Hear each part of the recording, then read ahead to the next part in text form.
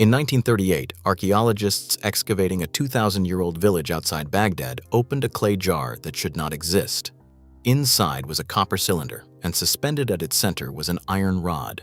The jar had been sealed with asphalt, and the corrosion pattern inside confirmed it had once contained an acidic liquid, vinegar or wine.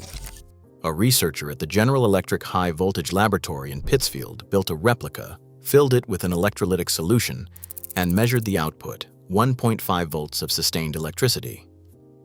From a jar built in 250 BC in Mesopotamia. Whoever sealed that vessel understood something the modern battery industry has spent over a century and $164 billion a year making sure you forgot. Two dissimilar metals and wet earth produce a continuous electrical current with no mining, no factory, and no monthly bill. Welcome to Survival Lost Vault. This is where we dig up what the industry buried, and what they buried this time is the oldest power source on Earth, tested by the U.S. Army, used to run telegraph networks across an entire continent. It was then methodically erased from engineering curricula the moment a sealed battery became more profitable than dirt. The documented story starts in 1841. A clockmaker named Alexander Bain stood in his workshop in Caithness, Scotland, and drove two metal plates into the ground outside his window. One was zinc, one was copper. He buried them 3 feet apart, connected a wire between them, and ran that wire to an experimental clock. The needle moved. The clock ran, not from a chemical cell, but from the earth itself, from the electrochemical potential difference between two dissimilar metals separated by moist soil acting as a natural electrolyte. Bain's patent, filed January 11, 1841, described the output precisely. Approximately 1 volt, enough to drive a clock, enough to run a telegraph, and enough to make him the first person in documented electrical engineering history to power a device using nothing but the ground beneath his feet. But the mechanism had been known for millennia before Bain touched a shovel.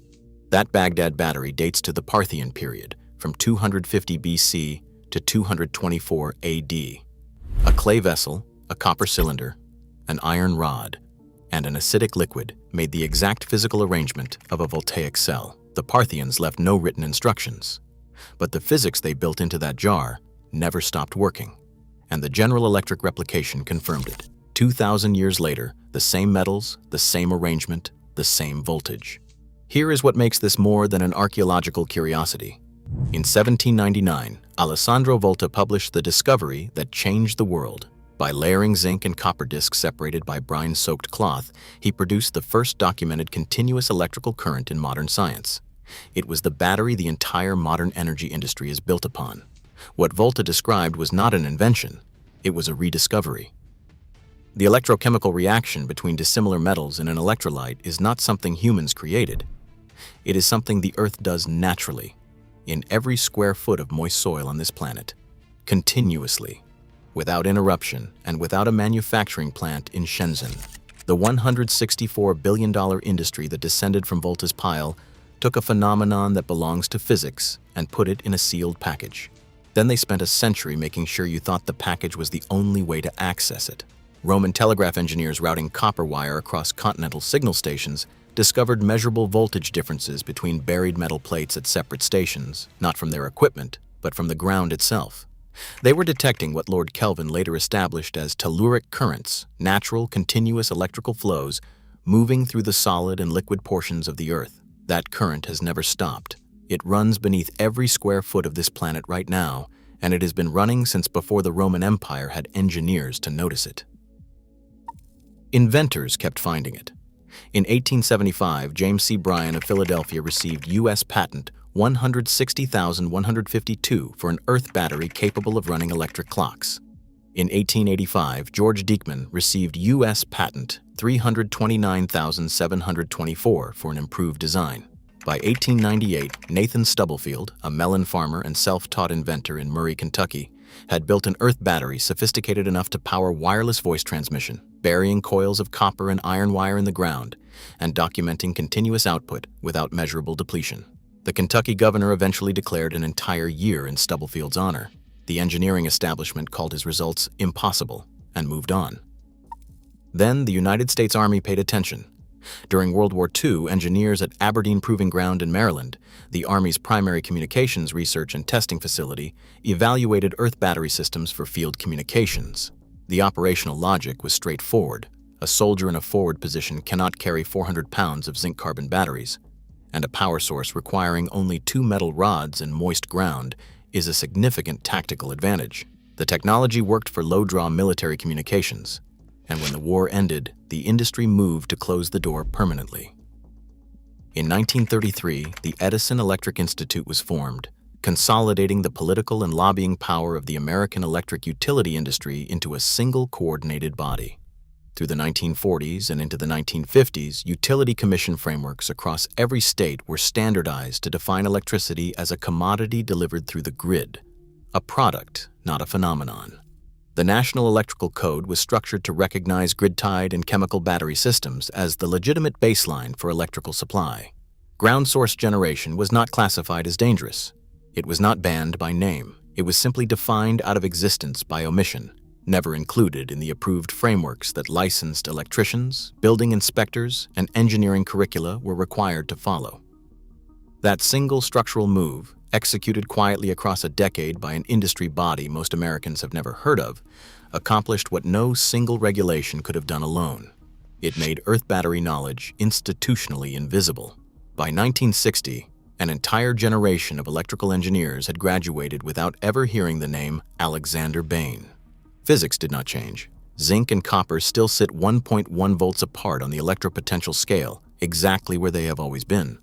What changed was who controlled the story, and the industry that took control now generates $164 billion a year in lithium-ion battery revenue alone, projected to exceed $424 billion by 2030.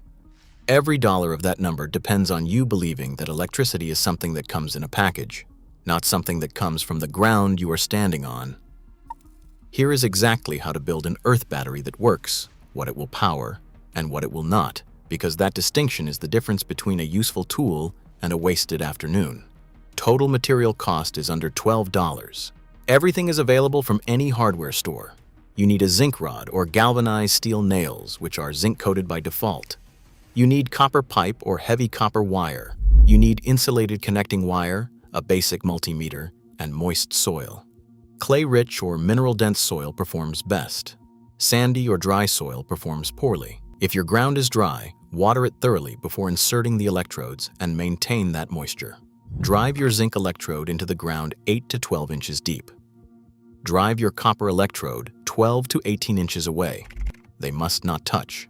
The greater the surface area of buried metal, the higher the current output.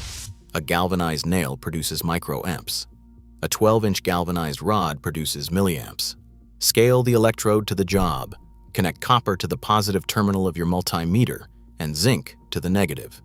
In typical moist garden soil, you will read between 0.6 and 1.0 volts per cell. This is not a malfunction.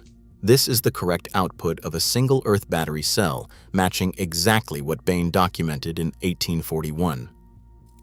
To increase voltage, connect cells in series. Bury additional zinc-copper pairs in their own sections of soil, wired positive to negative in sequence. Each pair adds roughly a volt to the chain. 4 cells produce 3 to 4 volts. 6 cells produce 4 to 6 volts, operating on the identical principle as AA batteries stacked in a flashlight, except the flashlight costs more and eventually goes dark. Now here is what this actually runs and what it does not. A single cell at around 0.8 volts powers a low-draw LED, a soil moisture monitor, or a remote environmental sensor. A 4-cell array powers a wireless sensor node or a low-power microcontroller running continuous monitoring code. A 6-cell array, properly scaled with electrode surface area, sustains the kind of signal transmission equipment the United States Army evaluated at Aberdeen.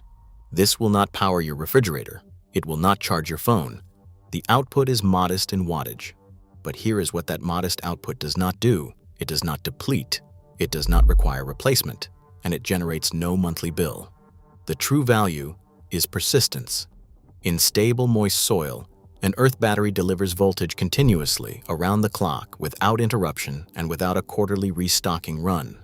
A commercial wireless environmental monitoring node, the kind used in agriculture and homestead operations, cost between $200 and $800 per unit, plus $15 to $40 per year in battery replacement per node. Most operations run 4 to 8 of them. A 6-cell earth battery array powers the same node permanently for under $12 in materials, once with no recurring cost. That ratio is not a rounding error. It is the entire business model of the sensor industry expressed as a number, and the number is absurd. A hobbyist in Vermont built a 6-cell array in 2019 to power the soil moisture sensor and alert transmitter for a greenhouse monitoring system. Over 5 years later, that system has run without a single battery replacement, without grid power, and without any maintenance beyond occasionally watering the surrounding soil. The sensor runs, the alerts transmit, the greenhouse grows food, the infrastructure is 2 pieces of metal, some wire, and dirt. That is not remarkable by the standards of 1841.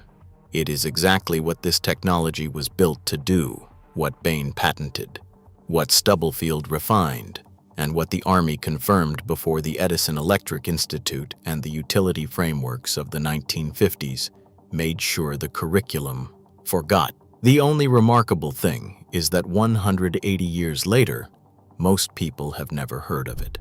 You cannot patent zinc, you cannot patent copper. You cannot patent the electrochemical series or the telluric currents that have been amplifying it since before any government existed to write a code. The physics Volta described in 1799, the physics the Parthians built into a clay jar in 250 BC, the physics Bain pulled out of a Scottish field in 1841 and the Army confirmed in a Maryland proving ground a century later, it is all the same phenomenon. It belongs to the earth. They could not bury it. They could only bury the knowledge that it was there. And now you have it back. Grateful to have you in this vault.